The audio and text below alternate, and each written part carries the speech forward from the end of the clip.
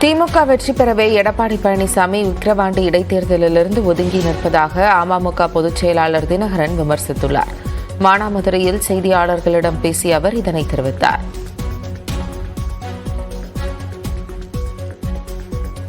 பாராளுமன்ற தேர்தலில் அவங்க போட்டியிட்டாருன்னா எங்களுடைய வெற்றியை பாதிக்கிறதுக்காக திமுகவோட பி டீமா போட்டியிட்டார். உங்களுக்கு தெரியும், அது மக்களுக்கெல்லாம் தெரிஞ்சு போயிடுங்கிற பயத்தில் இந்த முறை அவங்க போட்டியில்லை, தோல்வி பயத்தில் தான் போட்டியிடாமல் இருக்காங்க. ஏன்னா இவர் தான் இப்போ 2026 திமுக சும்மா கை கட்டிட்டு அப்படியே காந்தியா மாறிடுவாங்களெல்லாம், இதே மாதிரி தான் இருக்கும். அப்பயும் இதே தேர்தல் ஆணையம் தானே இருக்கும். அப்போ என்ன சிலோன்லேருந்து வந்து தேர்தல் ஆணையம் தேர்தல் நடத்த போதா? அங்கே பாமகவும் ரொம்ப ஸ்ட்ராங்காக ஃபைட் பண்ணுவாங்கன்னு தெரியும். அதனால பயந்துக்கிட்டு அவங்க புறமுதுகிட்டு ஓடி இருக்கிறாங்க. திருவேற்காடு நகராட்சி பூங்கா முறையான பராமரிப்பு இல்லாமல் மக்கள் பயன்படுத்துவதற்கு லாயக்கற்ற நிலையில் உள்ளது. திருவேற்காடு 1வது வார்டு பகுதியில் உள்ள பூங்காவில் ஏராளமான செடி கொடி புற்கள் வளர்ந்து புதர்மண்டி கிடக்கிறது. இதனால் பூங்கா விஷ ஜந்துக்களின் புகலிடமாக மாறியுள்ளது. மேலும் சிறுவர்கள் விளையாடும் சறுக்கு மரம், ஊஞ்சல் போன்ற உபகரணங்களும் உடைந்து கிடக்கின்றன.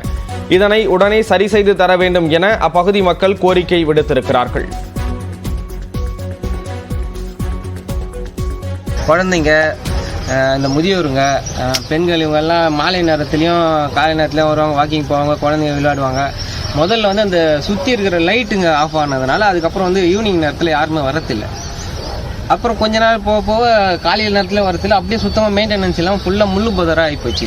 47 லட்ச ரூபா மதிப்பில் கட்டந்து சுத்தமாக பாழாகி போயிடுச்சு.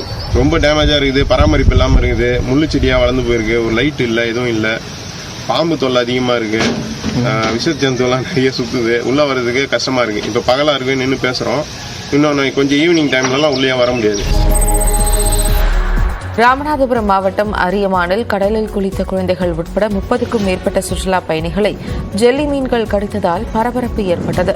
பக்ரீத் பண்டிகையை ஒட்டி அரியமான் கடற்கரையில் குவிந்த சுற்றுலா பயணிகள் குடும்பத்துடன் கடலில் குளித்தனர். அப்போது 30க்கும் மேற்பட்ட சுற்றுலா பயணிகளை ஜெல்லி மீன் கடித்ததில் அவர்களுக்கு உடல் முழுவதும் அரிப்பு ஏற்பட்டது.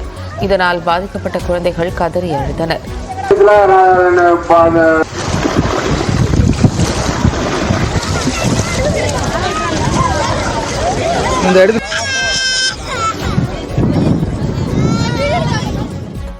இதனை அடுத்து அவர்களுக்கு மருத்துவ குழுவினர் முதலுதவி சிகிச்சை அளித்தனர். ஜெல்லி மீன்கள் குறித்து விழிப்புணர்வு ஏற்படுத்தும் விதமாக கடற்கரையில் எச்சரிக்கை பலகை வைக்க வேண்டும் என்று சுற்றுலா பயணிகள் கோரிக்கை விடுத்துள்ளனர். திருப்பத்தூர் மாவட்டம் ஏலகிரி மலையில் சுற்றுலா வேன் மலைச்சாலையின் தடுப்பு வேலியின் மீது மோதிய விபத்தில் 12 பேருக்கு லேசான காயம் ஏற்பட்டது. சென்னை சூளைமேட்டைச் சேர்ந்த சுப்பிரமணியன் என்பவர் தனது குடும்பத்தினருடன் ஏலகிரி மலைக்கு சுற்றுலா சென்றுவிட்டு வீடு திரும்பிக் கொண்டிருந்தார். 12வது வளைவில் திரும்பிய போது கட்டுப்பாட்டை இழந்த இவர்களின் வேன் விபத்துக்குள்ளானது. இதில் காயமடைந்தவர்களை வழியாக சென்ற வாகன ஓட்டிகள் மீட்டு திருப்பத்தூர் அரசு மருத்துவமனைக்கு அனுப்பி வைத்தனர்.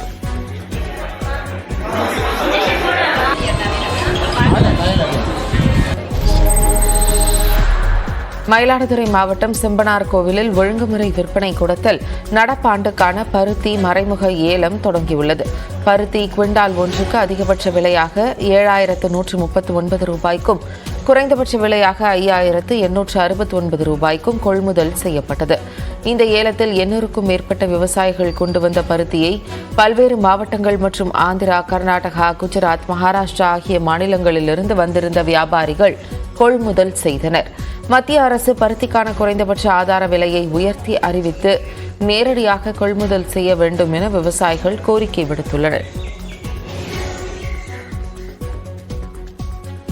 எங்களுக்கு ரொம்பவும் மனசு சங்கடப்பட்டு தான் சார் இருக்கும். ஒவ்வொருத்தவங்களும் ஒரு கிலோ பஞ்சு எடுக்கிறதுக்கு 15லேருந்து 20 வரைக்கும் செலவாகுது சார். சாப்பாடு கீப்பாடு எல்லாம் வாங்கி தர வேண்டியதாக இருக்குது சார். ஈல்டு நல்லா இல்லை சார். எங்களுக்கு மழை கொஞ்சம் தாக்கத்தை கொடுத்துட்டு சார். இதில் மத்திய கவர்மெண்ட், மாநில கவர்மெண்ட் ஏதாவது ஊக்கத்தொகையாக ஏதாவது பண்ணி கொடுத்தா தான் சார் எங்களுக்கு நல்லாயிருக்கும். உதகை அருகே கல்லட்டி மலைப்பாதையில் கட்டுப்பாட்டை இழந்த இருசக்கர வாகனம் பாறை மீது மோதிய விபத்தில் கணவர் உயிரிழந்தார். மனைவி மற்றும் மகளுக்கு பலத்த காயம் ஏற்பட்டது. தூணேரி முத்துசாமி நகரைச் சேர்ந்த ரத்னகுமார் தனது மனைவி ரேணுகா மற்றும் 11 வயது மகள் ரோஹிணியுடன் இருசக்கர வாகனத்தில் கோயில் திருவிழாவுக்கு சென்றார். கல்லட்டி மலைப்பாதை 26வது கொண்டை ஊசி வளைவில் சென்றபோது கட்டுப்பாட்டை இழந்த இருசக்கர வாகனம் பாறை மீது மோதியது. இதனால் 3 பேரும் தூக்கி வீசப்பட்ட நிலையில் ரத்னகுமார் உயிரிழந்தார். படுகாயமடைந்த ரேணுகாவும் ரோஹிணியும் உதகை அரசு மருத்துவமனையில் அனுமதிக்கப்பட்டனர். தேசிய அளவிலான கைப்பந்து போட்டியில் தங்கம் வென்ற பள்ளி மாணவர்களுக்கு திருப்பூர் ரயில் நிலையத்தில் உற்சாக வரவேற்பு அளிக்கப்பட்டது. திருப்பூர் மாவட்டத்தின் பல்வேறு பகுதிகளைச் சேர்ந்த பள்ளி மாணவர்கள் ஜம்மு காஷ்மீரில் நடைபெற்ற தேசிய அளவிலான கைப்பந்து போட்டியில் கலந்து கொண்டனர். 8 பிரிவுகளாக நடைபெற்ற போட்டியில் 17 வயதுக்கு உட்பட்டோர் பிரிவில் திருப்பூரை சேர்ந்த 16 மாணவர்கள் கலந்து கொண்டு முதல் இடம் பிடித்து தங்கம் வென்று சாதனை படைத்துள்ளனர்.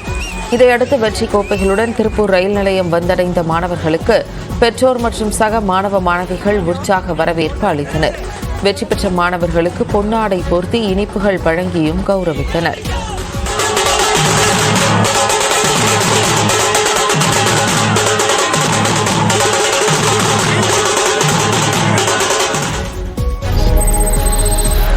திருவண்ணாமலையில் சாலையில் சென்று கொண்டிருந்த கார் திடீரென்று தீப்பிடித்து எரிந்ததால் பரபரப்பு நிலவியது.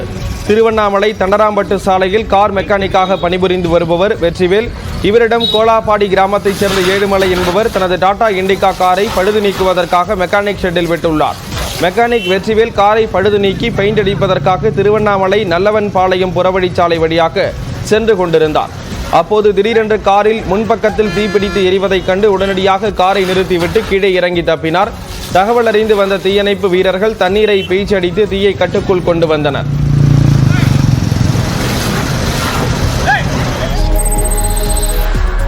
விருதுநகர் மாவட்டம் காரியாபட்டி அருகே ஸ்ரீ விநாயகர் வாழவந்த அம்மன் கோயிலில் நடந்த கும்பாபிஷேக விழாவில் அமைச்சர் தங்கம் தென்னரசு பங்கேற்று வழிபாடு நடத்தினார்.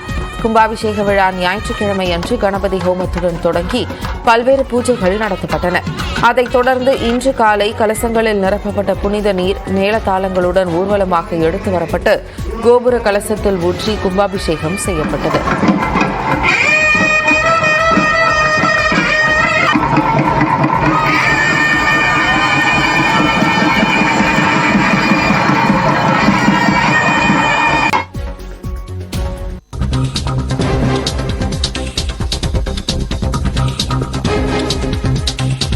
சென்னையில் நள்ளிரவு 2 மணி அளவில் பெய்த மழையின் காரணமாக விமான சேவையானது பாதிக்கப்பட்டிருக்கிறது. நள்ளிரவு 2 மணி அளவில் சூறைக்காற்றுடன் பெய்த கனமழையால் விமான சேவை பாதிப்பு ஏற்பட்டிருக்கிறது. சென்னைக்கு வரவேண்டிய 7 விமானங்கள் தரையிறங்க முடியாமல் அதிகாலையில் பாதிப்பு அடைந்திருக்கின்றன என்ற ஒரு தகவல் வெளியாக இருக்கிறது.